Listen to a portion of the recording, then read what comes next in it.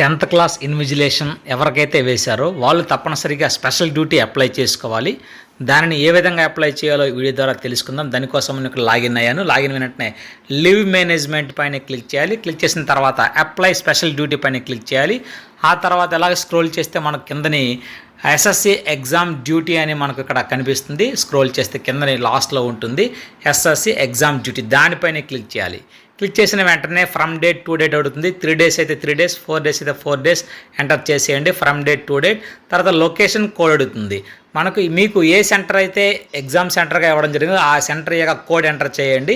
ఆ కింద ఉన్నటువంటి వెరిఫై పైన క్లిక్ చేయాలి. క్లిక్ చేసిన వెంటనే ఆ కోడ్కి సంబంధించినటువంటి స్కూల్ నేమ్ అయితే మనకు కిందని ఎనేబుల్ అవుతుంది. ఆ తర్వాత కింద ఉన్నటువంటి అప్లై బటన్ మనం టచ్ చేసినట్లయితే మనందరూ కూడా స్పెషల్ డ్యూటీ అప్లై చేసిన వారు అందరూ అవుతారు. ఈ విధంగా అందరూ కూడా ఎవరైతే ఇన్విజిలేటర్ వేశారో వాళ్ళు తప్పనిసరిగా అప్లై చేయాలి.